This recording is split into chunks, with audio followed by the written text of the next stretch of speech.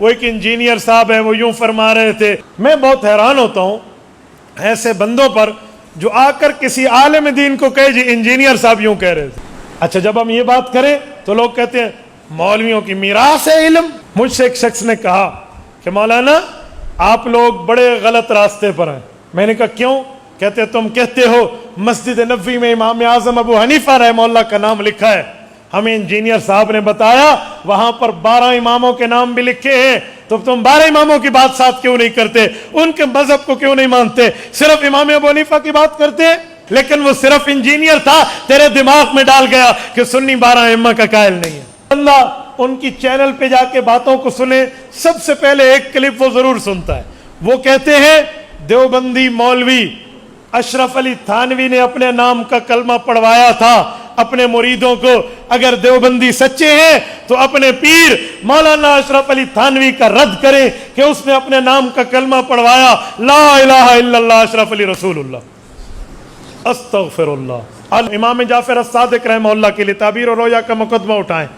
ان کے پاس ایک شخص آیا، انہوں نے کہا حضرت میں نے خواب میں اذان دی ہے. کہا چوریاں چھوڑ دے تیرے ہاتھ کٹ جائیں گے. چلا گیا. کچھ دنوں بعد ایک عرصے بعد ایک اور آدمی، اس نے کہا حضرت میں نے خواب میں اذان دی.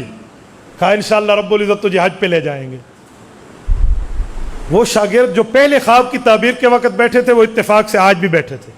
اور انہوں نے کہا استاد جی مسئلہ کی ہو گیا؟ وہ بیچارہ یہی خواب دیکھ کر آیا تھا. آپ اولاد رسول آل علی ہیں، آپ سے تعبیر پوچھی، آپ نے فرمایا تیرے ہاتھ کٹیں گے، چور ہے بھاگ جا. اور یہی خواب اس بندے نے دیکھا. آپ نے کہا اللہ تجھے حج پہ لے جائے گا. انجینئر صاحب نے حاشیہ کیا چڑھا؟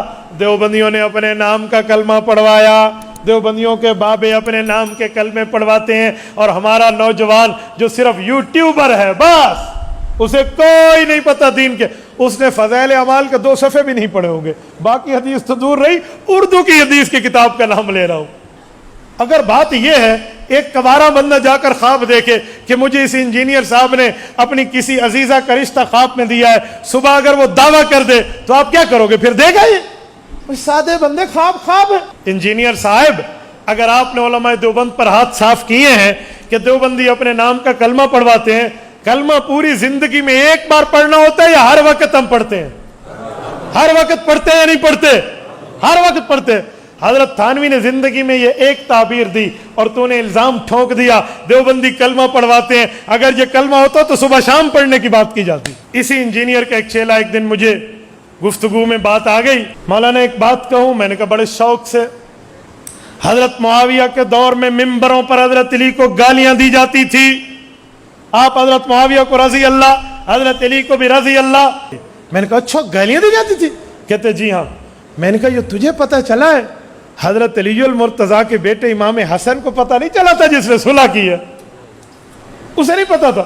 جب میں نے اس طرح کے کلپس اس انجینئر کے خلاف بنانے اور بات کرنے اور یوں چیلنج سے گفتگو کرنا شروع کی تو مجھ سے انہوں نے رابطہ کیا بندے درمیان میں ڈال کے کہ مفتی صاحب آپ تو بہت ٹھیک بات کرتے تھے، آپ تو بہت اچھی باتیں سناتے تھے، آپ کو کیا ہو گیا؟ میں نے کہا کیوں؟ جو بری بات ہوگی آپ جھوٹ بولیں گے حضرت تھانوی رحمۃ اللہ تعالیٰ علیہ پر اور حضرت مولانا اشرف علی تھانوی کے خلاف آپ کلمہ طیبہ کے بدلنے کی بات اور جھوٹا الزام لگائیں گے تو آپ کیا سمجھتے ہیں کہ اہل حق کی زبانیں خاموش رہے گی، وہ جواب نہیں دیں گے؟ اس طرح کے پوائنٹس پکڑ کے، اس طرح کی باتیں نکال کے پھر اعتراضات شیخ الاسلام مفتی تقی عثمانی دامت برکاتہم پہ. یوں ہوا تو انہیں کہ جی آؤ مجھ سے بات کرو. میں نے کہا جی ہم بیٹھے ہیں، ہم 24 گھنٹے آپ کے لیے حاضر خدمت ہیں، کوئی مرمت کروانی ہو تو ہم سے رابطہ کیجیے. اور سن 60 ہجری کا قول لے پتر تو نصف صدی 50 سال ابو حنیفہ نے صحابہ کا زمانہ پایا. تو جو 50 سال صحابہ کے زمانے میں اٹھے بیٹھے آئے جائے گئے سوئے، علم رہے، فتویٰ دے، پڑھے پڑھائے، اس نے نمازیں غلط سیکھی صحابہ سے، اس نے مسئلے غلط سمجھے صحابہ سے، اور تجھے زیادہ پتہ ہے؟ میں نے کہا بھائی علماء کو سنو، کوئی دلال والوں کو سنو. آپ یوٹیوبر کو اٹھا کر سنیں گے تو آپ کا حال تو یہی ہوگا، آپ کو پتہ ہی نہیں ہے امام حنیفہ کون ہے، امام بخاری کون ہے. لیکن تجھے انجینئر صاحب نے خراب کر دیا. بھائی اینٹ ٹیڑھی لگی یا سیدھی، جہلم جا اور انجینئر سے پوچھ لے مسئلہ کیسا، یہ علماء سے پوچھ لے. یہ کہتے ہیں مجھ سے زیادہ تو قرآن کو جانتے ہی نہیں ہے. مولانا قرآن کریم کی متن نہیں آتا، متن لفظ قرآن نہیں آتا، الفاظ قرآن. جو جسم کا علاج کرے وہ کسی جسمانی معالج سے سیکھا ہوا نہ ہو، تم اس سے علاج نہیں کرواتے۔ جو تمہاری روح کا علاج کرے اور روحانی معالج سے نہ سیکھا ہوا، آپ اس سے علاج کرواتے ہو۔ جسم بندے کو اگر ایک بار ملتا ہے تو ایمان کی دولت اس سے کم ہے۔ مجھے ایک انجینئر کے چیلے نے کہا اس کے 1 ملین آدمی سنتے ہیں۔ میں نے کہا فیس بک پر میرے 1 ملین کے اوپر 2 لاکھ ہو چکے ہیں، مجھے بھی سنتے ہیں۔ ہمارے ایک بیانات کو فیس بک پہ آپ اٹھا کے دیکھ لیں، 4 ماہ بعد 8 ملین آدمی اسے سن چکے ہوتے ہیں۔ آپ دیکھ لو ذرا، ہم سے آپ انجینئر صاحب کی ملاقات طے فرما لیں، یقین مانیں ہمیں دیوبند کا بیٹا نہ کہنا، کو تاروں کا زمانہ گزر گیا، رات کو سورج نے دکھایا تو پھر کہنا۔ بخاری اور مسلم کے نام پہ جھوٹ بولا جاتا ہے۔ آپ سنیں ایک حدیث پاک، کہتے ہیں مستدرک میں حدیث پاک ہے، اما عائشہ رضی اللہ عنہ اور حضرت علی کی بات تھی، اللہ کے رسول نے حضرت علی کو فرمایا علی ایک وقت تمہاری اما عائشہ سے لڑائی ہوگی، تو حضرت علی نے کہا یا رسول اللہ میں پھر ظالم ہوں گا؟ کہا تو ظالم نہیں ہوگا، عائشہ ظالمہ ہوگی۔ انا للہ و انا۔ اگر یہ لفظ حدیث کی کتب میں مل جائے کہ عائشہ ظالمہ ہوگی، خدا کی قسم میں پگڑی اٹھا کر اس کی جھولی میں رکھ کے اس کی شاگرد اختیار کروں گا۔ دشمن سے پیسے لے کر جو ماں کے خلاف بات کرے، ایسے سخن فروش کو مر جانا چاہیے۔ یہ عنوان ہم نے کیوں چلایا؟ ابھی مجھے مولانا کہہ رہے تھے کہ ہمارے ہاں ایک مسئلہ ہے، کچھ نوجوان آتے ہیں اور وہ آ کر پوچھتے ہیں مولانا آپ کے عقیدے میں یہ مسئلہ ہے، ہم نے انٹرنیٹ پر کسی کو سنا ہے، وہ کہہ رہے تھے یہ مسئلہ ہے، وہ ایک انجینئر صاحب ہے وہ یوں فرما رہے تھے، اجی فلاں صاحب ہے وہ یوں کر رہے تھے۔ میں بہت حیران ہوتا ہوں ایسے بندوں پر جو آ کر کسی عالم دین کو کہے جی انجینئر صاحب یوں کہہ رہے تھے۔ بھائی ہم نے اسٹرکچر بنوانا ہے، بھائی ادھر دروازہ 1 ہو یا 2 ہو، ہم نے تھلی بنوانی ہے، ہم نے سڑک بنوانی ہے، ہم نے کسی گھر کا نقشہ بنوانا ہے، کوئی عمارتیں کھدوانی ہے، یا دین کا مسئلہ پوچھنا ہے؟ پوچھنا دین کا مسئلہ ہے تو علماء کے پاس آئیں، عمارت بنوانی ہے تو انجینئر کے پاس جائیں۔ اچھا جب ہم یہ بات کریں تو لوگ کہتے ہیں مولویوں کی میراث ہے علم، علم کوئی مولویوں کی میراث ہے، کوئی اور نہیں پڑھ سکتا؟ بھئی پڑھ سکتا ہے، کس نے کہا نہیں پڑھ سکتا؟ کوئی انجینئر صاحب ہو، ساتھ عالم صاحب بھی ہوں سر آنکھوں پر، ہمیں تو کوئی نہیں مسئلہ۔ ایک انجینئر صاحب ہوں ساتھ مفتی بھی ہوں، بالکل ٹھیک ہے۔ انجینئر صاحب ہوں، محدث شیخ الحدیث ہوں، بالکل۔ حضرت مولانا پیر ذوالفقار احمد نقشبندی دامت برکاتہم العالیہ انجینئر بھی ہیں، عالم دین بھی ہیں، حافظ قرآن بھی ہیں، شیخ طریقت بھی ہیں۔ ہمیں تو کوئی نہیں پرابلم، ہمیں تو کسی قسم کا کوئی مسئلہ نہیں ہے۔ لیکن ایک بندہ جسٹ انجینئر وداؤٹ عالم ہو، آپ مجھے بتائیں اس کی بات عالم کے مقابلے میں کیا حجت ہے؟ مجھ سے ایک شخص نے کہا کہ مولانا آپ لوگ بڑے غلط راستے پر ہیں۔ میں نے کہا کیوں؟ کہتے تم کہتے ہو مسجد نبوی میں امام اعظم ابو حنیفہ رحمہ اللہ کا نام لکھا ہے، ہمیں انجینئر صاحب نے بتایا وہاں پر 12 اماموں کے نام بھی لکھے ہیں، تو تم 12 اماموں کی بات ساتھ کیوں نہیں کرتے؟ ان کے مذہب کو کیوں نہیں مانتے؟ صرف امام ابو حنیفہ کی بات کرتے ہیں؟ میں نے کہا میرے بھائی انجینئر نے یہاں دجل سے کام لیا ہے، وہ جو 12 ائمہ کے نام مسجد نبوی میں لکھے ہیں مجھے یاد ہیں، میں سنا دوں؟ کہتے سنا دیں۔ حضرت علی، امام حسن، امام حسین، امام زین العابدین، امام محمد باقر، امام جعفر صادق، امام علی رضا، امام موسیٰ کاظم، امام تقی، امام نقی، امام حسن عسکری، امام مہدی، 12 ائمہ کے نام وہاں لکھے ہیں۔ میں نے کہا اگر میں ان کی قدر نہ کرتا، ان ائمہ کرام کو اپنے لیے معیار نہ سمجھتا، ان ائمہ کو اپنے دین میں مقتدا رہنما نہ سمجھتا، میں ان کے نام یاد کرتا۔ علیہم الرضوان، میری آج بھی دعا ہے اللہ رب العزت ان کی کروڑوں درجات بلند فرمائے۔ تو میں تو مانتا ہوں۔ دوسری بات، جیسے ہم امام ابو حنیفہ کو مانتے ہیں ویسے ان ائمہ کو مانتے ہیں، ہم ان کی بھی قدر کرتے ہیں، ان کی بھی قدر کرتے ہیں۔ لیکن مسئلہ یہ ہے ہم نے امام ابو حنیفہ کی بات اس لیے کی کہ امام ابو حنیفہ نے فقہ کو مرتب فرمایا ہے۔ فقہ کیا ہے؟ قرآن، سنت، اجماع، قیاس، قرآن اللہ کی بات، سنت حضور کا فیصلہ، اجماع صحابہ اور مجتہدین کی رائے، قیاس جس مسئلے پر تینوں میں روشنی نہ ملے تینوں کے اصول کے مطابق مسئلہ نکالنا، یہ شریعت ہے۔ اس کو لکھ کر جس بندے نے 12,90,000 مسائل سمجھائے ہیں اس کا نام امام اعظم ابو حنیفہ ہے۔ لیکن مسئلہ یہ ہے تجھے اس بندے نے یہاں پر ایک دھوکہ دیا۔ انجینئر صاحب نے تجھے کہا کہ یہ لوگ 12 ائمہ کے مذہب کو نہیں مانتے. اور سادے بندے 12 ائمہ اہل سنت والجماعت ہیں. 12 ائمہ اہل سنت والجماعت مذہب رکھتے ہیں, دین مذہب رکھتے ہیں, اسلام مذہب رکھتے ہیں. ان کا کوئی اور مذہب نہیں ہے, لیکن وہ صرف انجینئر تھا, تیرے دماغ میں ڈال گیا کہ سنی 12 ائمہ کا قائل نہیں ہے. کون اولاد علی کا قائل نہیں ہے؟ کون قائل نہیں ہے بھائی؟ کیسی بات کر رہے ہیں؟ بات پوری کرے جو کرنی والی ہو. لیکن مسئلہ یہ ہے, آج لوگ سمجھتے ہیں کہ وہ انجینئر صاحب جو ہیں وہ سامنے کتابیں رکھ کے مسئلہ بتاتے ہیں. سنیں, میں اس انجینئر صاحب کی ایک دو باتیں کر رہا ہوں. جو بندہ ان کی چینل پہ جا کے باتوں کو سنے, سب سے پہلے ایک کلپ وہ ضرور سنتا ہے. وہ کہتے ہیں دیوبندی مولوی اشرف علی تھانوی نے اپنے نام کا کلمہ پڑھوایا تھا اپنے مریدوں کو. اگر دیوبندی سچے ہیں تو اپنے پیر مولانا اشرف علی تھانوی کا رد کریں کہ اس نے اپنے نام کا کلمہ پڑھوایا, لا الہ الا اللہ اشرف علی رسول اللہ, استغفر اللہ, الیاذ باللہ, انا للہ و انا الیہ راجعون. میرے دوستو, اس سے بڑا کذب اور جھوٹ اس دھرتی پہ نہیں ہے.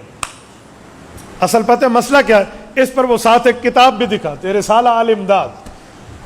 مولانا, اب میں آپ کی خدمت میں ایک بات عرض کرتا ہوں.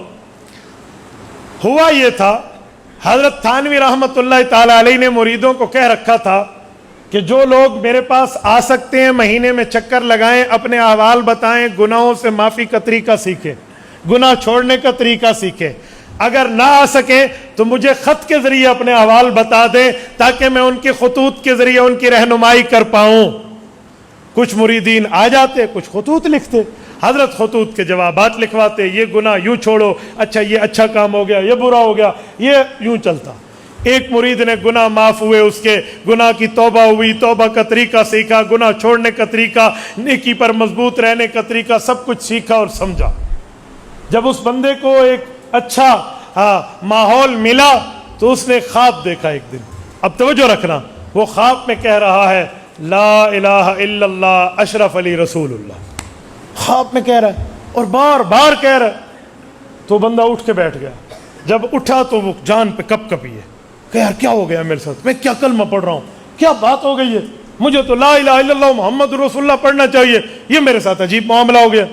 اٹھا, بے اختیاری کی کیفیت اس پر طے تھی, زبان پہ لرزہ, ہاتھ پہ لرزہ, دل پہ کپ کپا, وہ یوں کپ کپی تاری.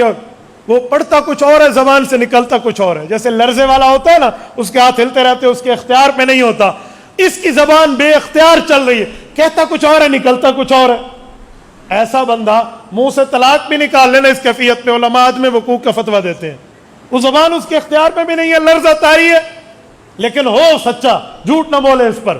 تو میرے دوستو, اب یہ حال ہے اس کا. اسی اسنا میں اس نے کہا چلو میں رسول اللہ صلی اللہ علیہ وسلم پر درود پاک پڑھوں. وہ پڑھتے اللہم صلی علی محمد وعلی آل محمد کما صلی, یوں پڑھنے لگتا ہے, اس کے منہ سے نکلتا ہے اللہم صلی علی اشرف علی. پھر پریشان, استغفار شروع, توبہ. بڑا یہ بیچارہ بہت پریشان, کر نہیں سکتا جو کرنا چاہتے ہیں. اس نے آخر میں کچھ دنوں بعد یہ کیفیت جاتی رہی تو اس نے یہی خط حضرت تھانوی کو لکھا. اب یہ مسئلہ خواب کا ہے اور خواب کی تعبیر کا ہے, نمبر 1. نمبر 2, لرزہ طاری ہے اور بے اختیار ہے. حضرت تھانوی رحمۃ اللہ تعبیر میں امام التعبیر معبرین کو پڑھے ہوئے تھے, تعبیر کے علم اور فن سے واقف تھے, اور تعبیر کے معاملات کو کما حق کو جانتے اور سمجھتے تھے. آپ کو پتہ ہو تعبیر کا فن بڑا مشکل فن ہے, ہر بندے کی بس کی بات نہیں ہے. اس لیے علماء مشائخ منع فرماتے ہیں کہ خواب دیکھو تو ایرے غیرے کو نہ سناؤ, کسی اتھینٹک بندے کو سناؤ, ورنہ وہی ہو جاتا ہے. خواب کی تعبیر دینا ہر بندے کا کام نہیں ہے. بعض اوقات خواب کی تعبیر, اب میں آپ کو خواب کی تعبیر پہ ایک واقعہ سناؤں. امام جعفر الصادق رحمہ اللہ کے لیے تعبیر اور رویا کا مقدمہ اٹھائیں. ان کے پاس ایک شخص آیا, انہوں نے کہا حضرت میں نے خواب میں اذان دی ہے. کہا چوریاں چھوڑ دے, تیرے ہاتھ کٹ جائیں گے. چلا گیا. کچھ دنوں بعد, ایک عرصے بعد, ایک اور آدمی, اس نے کہا حضرت میں نے خواب میں اذان دی.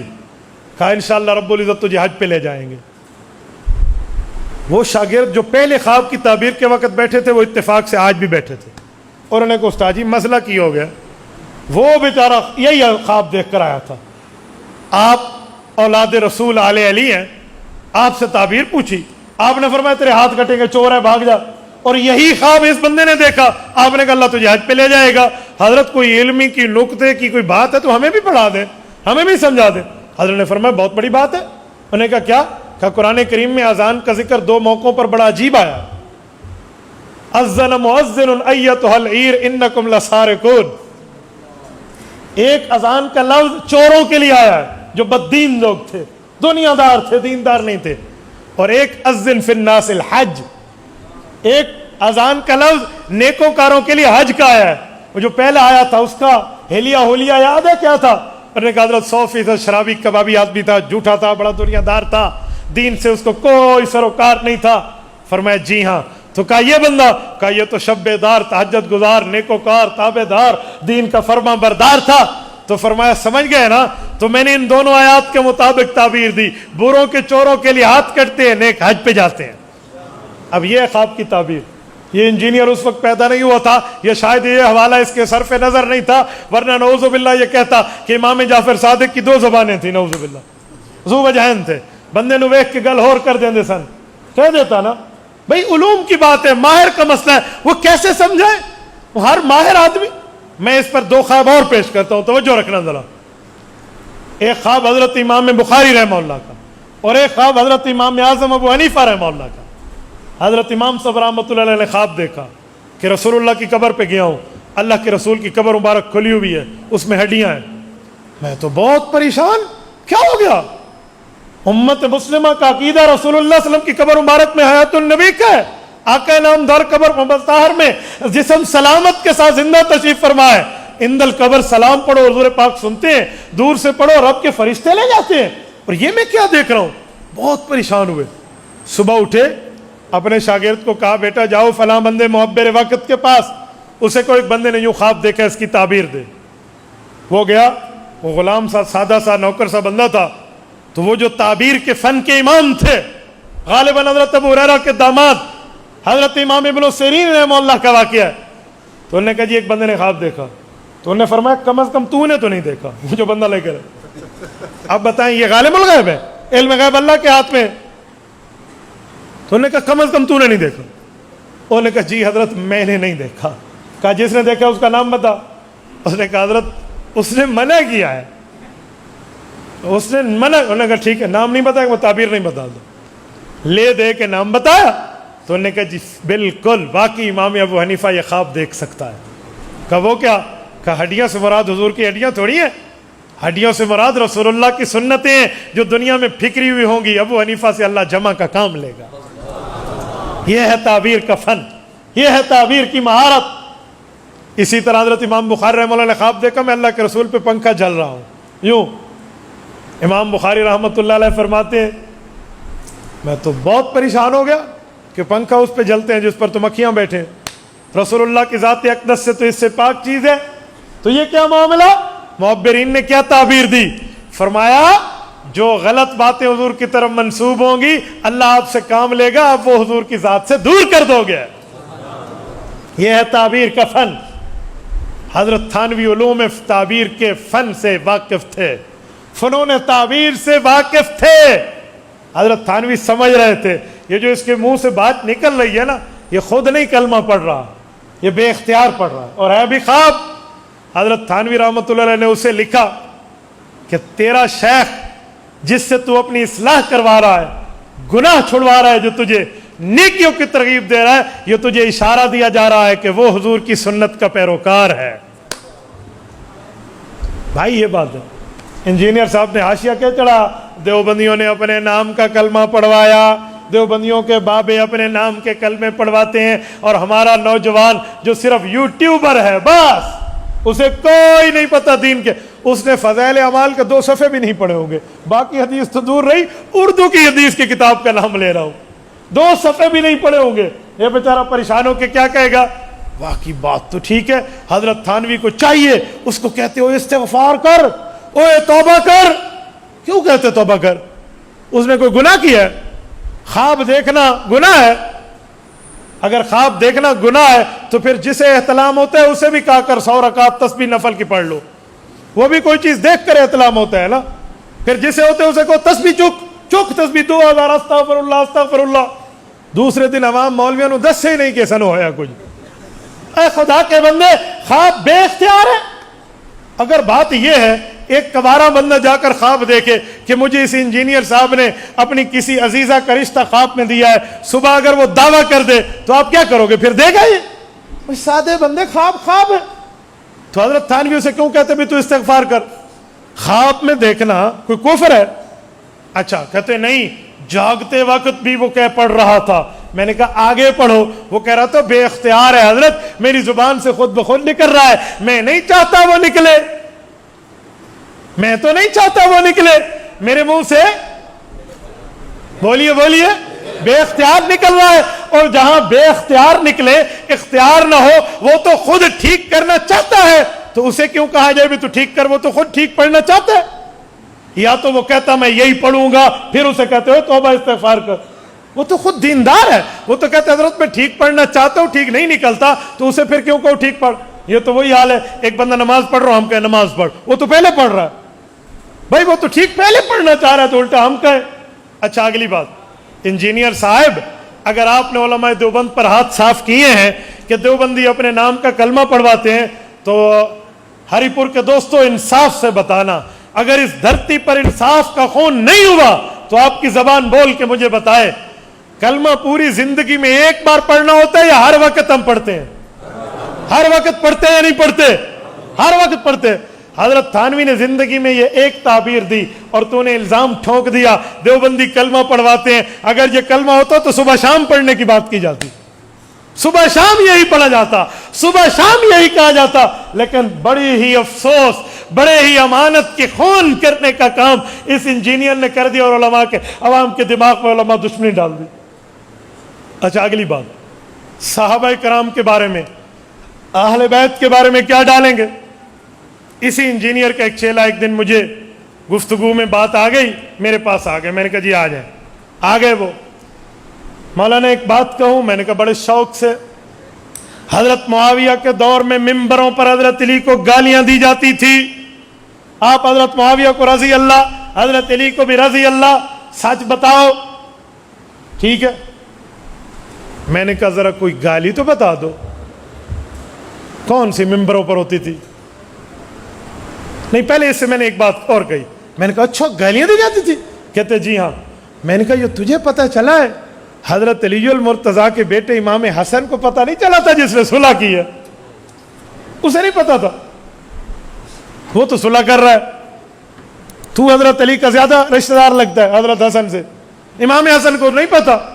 مجھے کہتے ہو سکتا ہے امام حسن تک بات نہ آئی ہو، چھپ چھپا کے گالیاں دی جاتی ہوں. پھر میں نے کہا اب تیرا جھوٹ پکڑا گیا. ادھر کہتے ہیں ممبر پہ دی جاتی تھی، ادھر کہتے ہیں چھپ چھپا کے. اوے ممبر کی بات چھپ چھپائی ہوتی ہے. اچھا چلو دوسری بات، کون سی گالی تھی؟ ذرا وہ گالی لکھ کر بھیجو مجھے.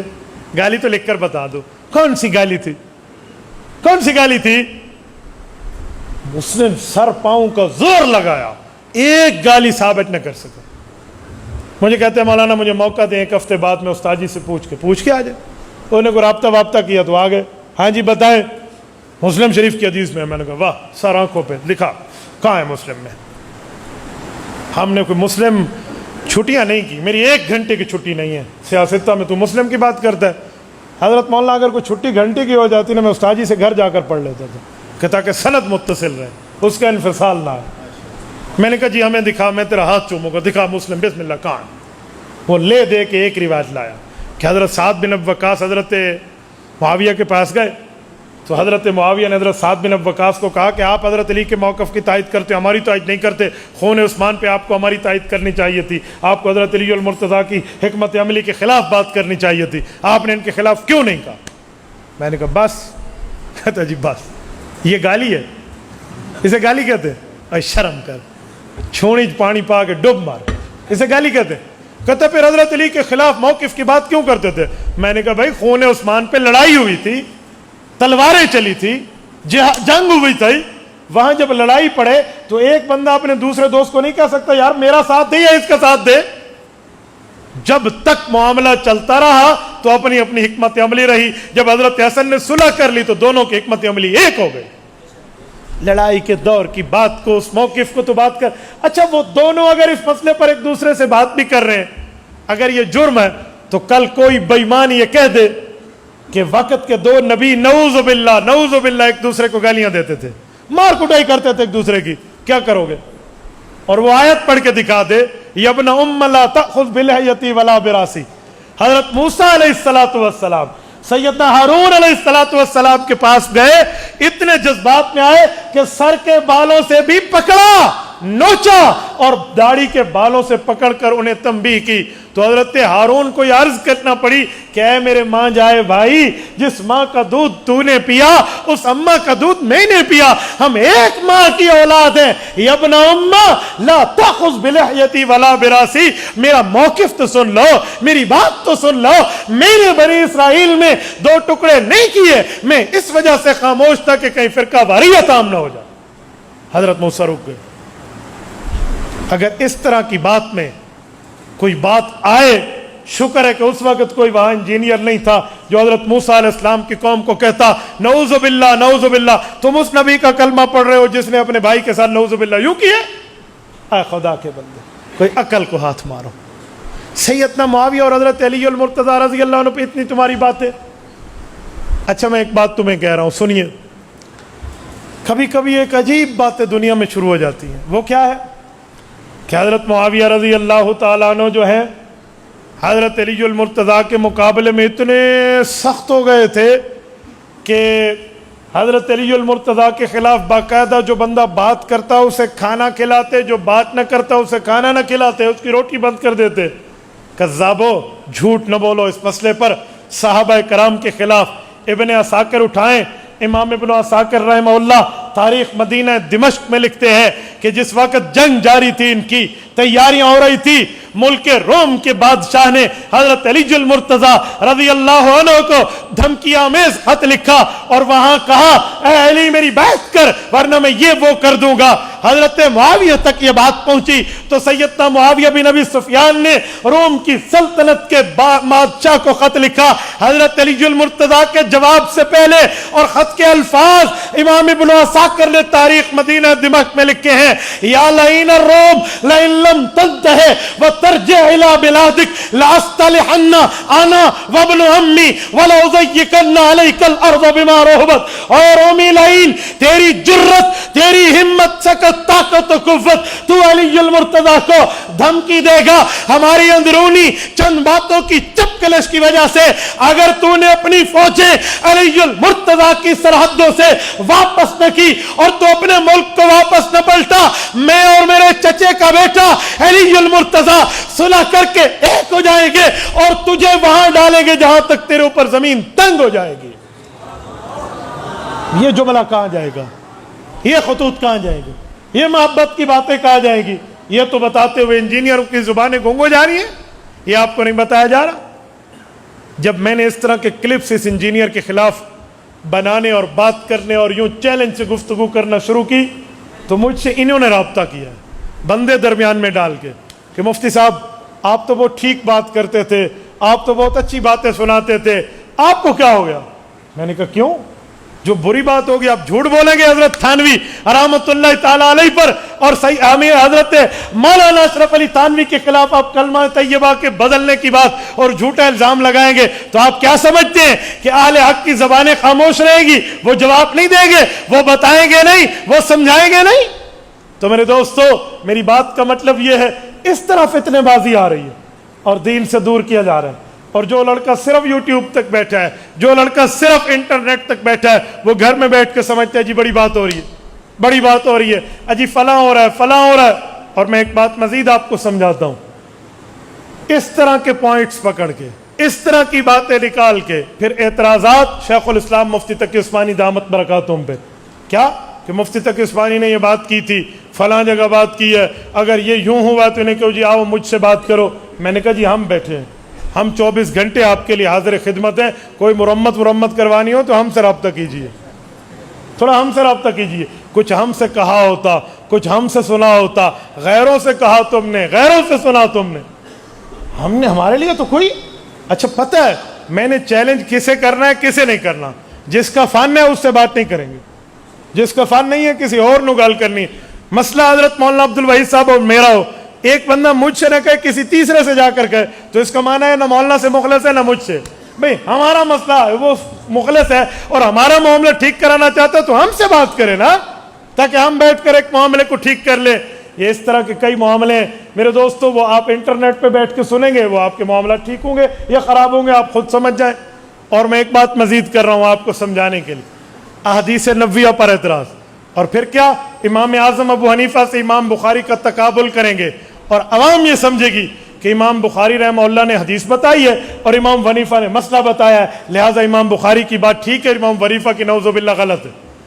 میں کچھ دنوں پہلے ٹیکسلا میں تھا، وہ جو آپ مولانا سہیل صاحب کی بات کر رہے تھے، ان کے پاس تھا تو 3 بندے آ گئے میرے پاس اور مجھے آ کر کہا کہ امام بخاری تو یوں کہتے ہیں، ہمیں انجینئر صاحب نے بتایا امام حنیفہ یوں کہتے ہیں، تو امام بخاری کی بات امام حنیفہ کیوں نہیں مانتے؟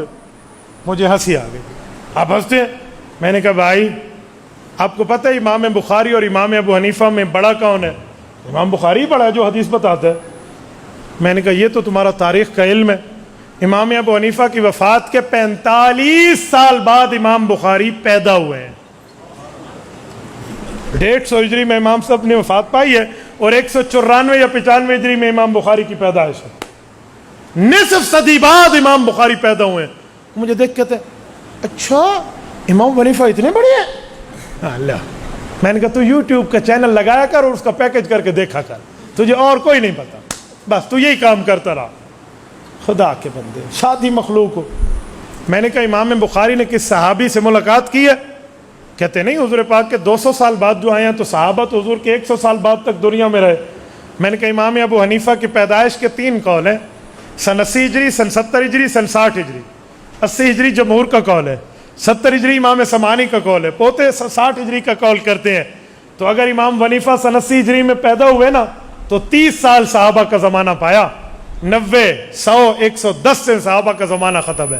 اور اگر 70 ہجری کی پیدائش کا قول لیں، 40 سال امام حنیفہ نے صحابہ کا زمانہ پایا، اور سن 60 ہجری کا قول لیں پتر تو نصف صدی 50 سال ابو حنیفہ نے صحابہ کا زمانہ پایا۔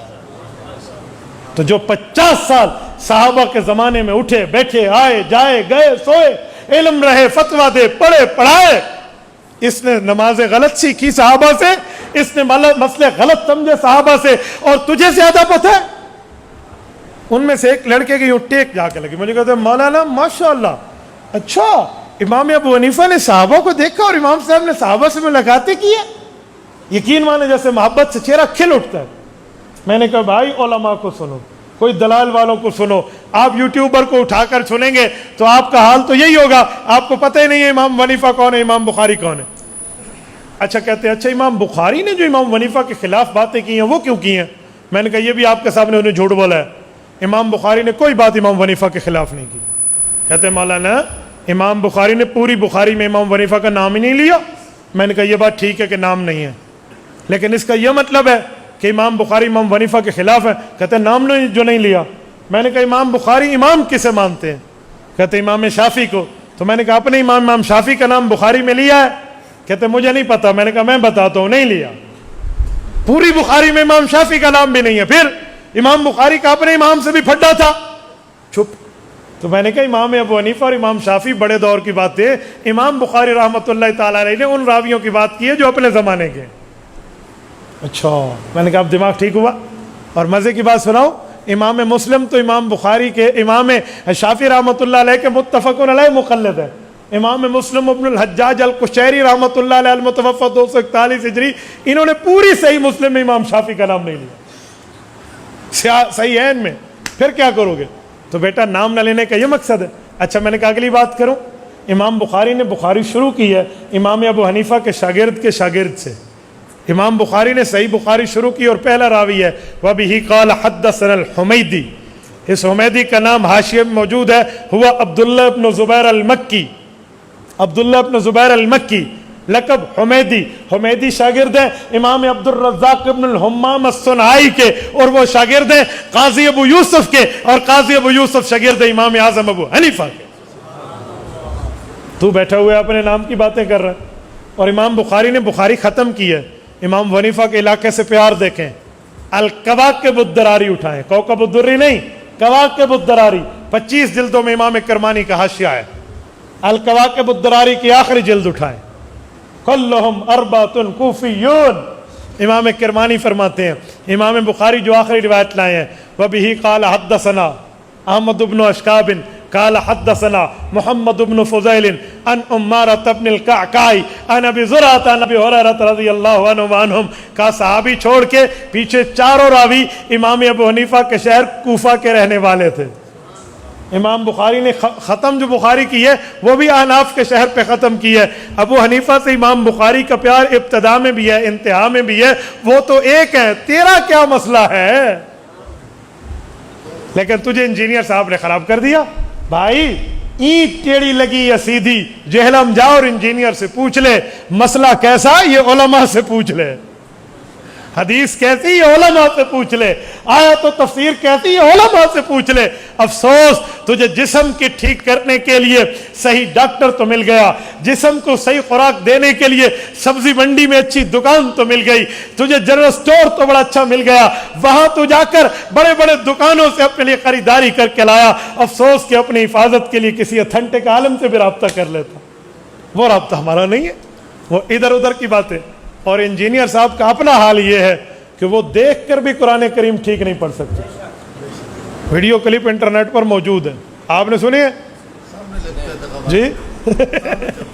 سارے دیکھ چکے مولانا، قرآن کریم کے الفاظ ٹھیک نہیں ہے۔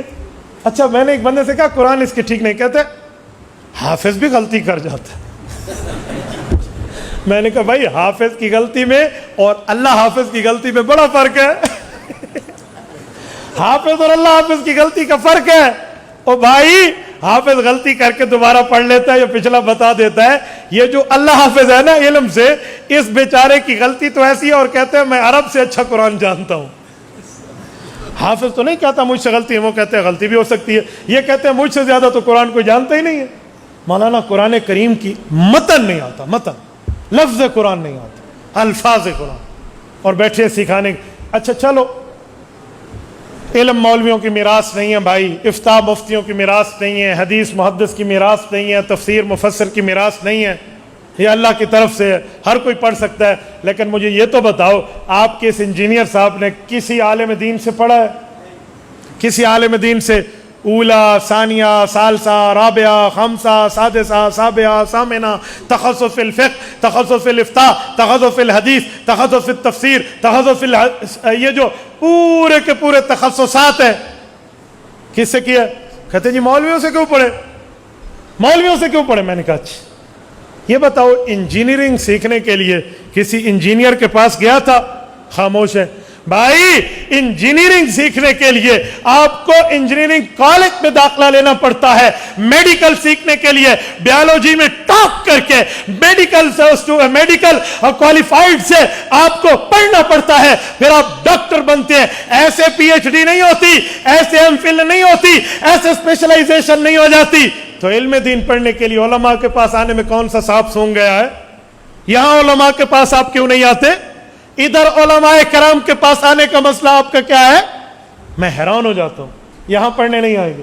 اچھا ایک ڈاکٹر ہو، وہ کہے میں ڈاکٹروں کے پاس نہیں جاتا، انہوں نے دکانداریاں بنائی ہوئے ہیں، میں خود کتاب دیکھ کر پڑھوں گا اور میڈیکل کا ماہر بنوں گا۔ کون کون ہے جو اس سے انجیکشن لگوانے کے لیے تیار ہوگا؟ ہاتھ چکو ذرا، یوٹیوبر آئیں گے، ٹھیک ہے؟ تو میرے دوستو یہ حال ہے، جو جسم کا علاج کرے وہ کسی جسمانی معالج سے سیکھا ہوا نہ ہو، تم اس سے علاج نہیں کرواتے۔ جو تمہاری روح کا علاج کرے اور روحانی معالج سے نہ سیکھا ہو، آپ اس سے علاج کرواتے ہو؟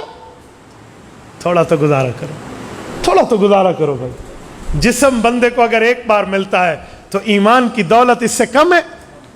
اے خدا کے بندے، جسم اور ایمان پہ ہزاروں اجسام قربان ہے۔ ایمان ہوتا ہے تو آپ کو ایمان کو دیکھنا چاہیے، ایمان کی فکر کرنی چاہیے، ایمان کی خیر منانی چاہیے۔ اور میں بڑے وثوق سے کہتا ہوں، جتنے انجینئر کے یہ بلائنڈ فالوورز ہیں، اندھے مقلد، ہاں جتنے ہیں نا، میں انہیں کہہ رہا ہوں آپ ذرا ہمارا چینل بھی سنیں، آپ یوٹیوب پر مفتی عبدالواحد قریشی لکھیں، ہمارے بھی ویورز دیکھ لیں اور ہماری بھی باتیں سن لیں اور ہمارے دلائل بھی دیکھ لیں۔ مجھے ایک انجینئر کے چیلے نے کہا اس کے 1 ملین آدمی سنتے ہیں۔ میں نے کہا فیس بک پر میرے 1 ملین کے اوپر 2 لاکھ ہو چکے ہیں، مجھے بھی سنتے ہیں۔ تو 1 ملین کہتا ہے کہتے ہیں اس کے یوٹیوب پر ہے. میں نے کہا ہم یہ یوٹیوب میں بعد میں آئے, اب ہمارا یوٹیوب پہ 1.5 لاکھ ہے. فیس بک پر ہم پہلے آئے, اب ہمارا 1 ملین کراس ہو چکا ہے. تو بھائی ہمیں بھی تو 1 ملین بندہ سنتا ہے. ہمارے ایک بیانات کو فیس بک پہ آپ اٹھا کے دیکھ لیں, 4 ماہ بعد 8 ملین آدمی اسے سن چکے ہوتے ہیں. آپ دیکھ لو. مولانا اس پگڑی اور داڑھی اور اس عمر میں, اہل حق کے اندر, میری عمر میں, آپ مجھے ایک بندہ دکھائیں جس کے 1 ملین فالوور سے ابو ہو. آپ دکھائیں مجھے. ذالک فضل اللہ یؤتیہ من یشاء. کہ اللہ کا فضل, احسان, امتنان اور شکر ہے اللہ کا ہماری طرف سے کہ اللہ پاک نے یوں لاکھوں بندوں تک بات پہنچائی. ایک کلک پر آپ کے سامنے گفتگو جاری ہے, پوری دنیا کے 183 ممالک تک جاری ہے. تو بھائی ایسا نہیں ہے آپ کے اتنے بندے اس کو سنتے ہیں. اگر تعداد میں بندہ چلو 1 منٹ زیادہ ہو جائے تو وہ حق ہے.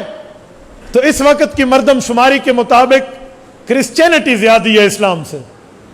آپ کرسچن کو سچا کہہ دیں گے بھئی عیسائیوں کی تعداد اسلام میں مسلمانوں سے دنیا کے اندر زیادہ ہے. بھئی وہ 4 ارب ہیں, مسلمانوں کو تو 1.5 ارب مشکل سے لوگ مانتے ہیں, حالانکہ مسلمانوں کی تعداد اس سے بھی زیادہ ہے. مار مار کے 1.5 ارب مانتے ہیں. 1994 کی مردم شماری میں ہمیں 1 ارب 30 کروڑ مانا تھا انہوں نے. تو بھائی تعداد زیادہ اور کم میں کہتا ہوں سنیں ذرا, ہم سے آپ انجینئر صاحب کی ملاقات طے فرما لیں, یقین مانیں ہمیں دیوبند کا بیٹا نہ کہنا اگر ہم نے دن میں انہیں سورج نہ دکھایا تو. رات کو تاروں کا زمانہ گزر گیا ہے. ہم رات کو, دن کو تاروں کا زمانہ گزر گیا ہے, رات کو سورج نے دکھایا تو پھر کہنا ایسی باتیں. پھر کہیں گے جی بات نہیں کرتے, جی بات نہیں کرتے. مجھے نے کہا لکھ کر بات کریں. میں نے کہا لکھ کر کیا بات کریں؟ آپ یوٹیوب پر جو چاہے صحابہ کرام اہل بیت عظام کے خلاف باتیں کرتے جاؤ. بخاری اور مسلم کے نام پہ جھوٹ بولا جاتا ہے. آپ سنیں ایک حدیث پاک, کہتے ہیں مستدرک میں حدیث پاک ہے. اما عائشہ رضی اللہ عنہ اور حضرت علی کی بات تھی. اللہ کے رسول نے حضرت علی کو فرمایا علی ایک وقت تمہاری اما عائشہ سے لڑائی ہوگی. تو حضرت علی نے کہا یا رسول اللہ میں پھر ظالم ہوں گا. کہا تو ظالم نہیں ہوگا, عائشہ ظالمہ ہوگی. انا للہ و انا. اگر یہ لفظ حدیث کی کتب میں مل جائے کہ عائشہ ظالمہ ہوگی, خدا کی قسم میں پگڑی اٹھا کر اس کی جولی میں رکھ کے اس کی شاگرد اختیار کروں گا. پیغمبر علیہ السلام کی حدیث پر یہ بہتان اور کذب اور الزام ہے. ایسی کوئی حدیث نہیں ہے صحیح ضعیف تمام طرق ملا کر, تمام سندات ملا کر جس میں ہو کہ عائشہ ظالمہ ہوگی.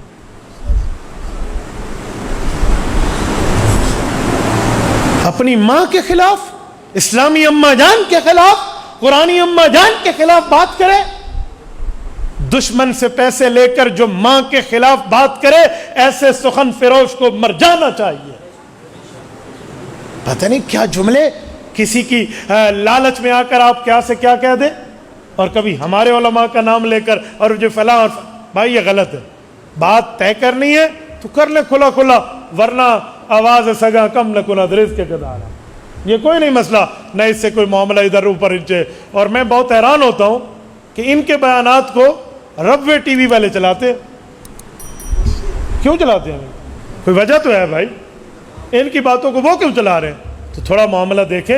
اس لیے جتنے فالوورز ان کے بیٹھے ہیں نا, اگر کوئی بلائنڈ فالوور بیٹھے ہیں ان کو اپنی آنکھیں لائیں, بینا بنے اور ذرا دیکھیں, اہل حق کو بھی سنیں, اور پھر جا کر آپ بات دیکھیں کہ بات ہے کیا, تاکہ معاملہ کھل کے آپ کے سامنے آئے.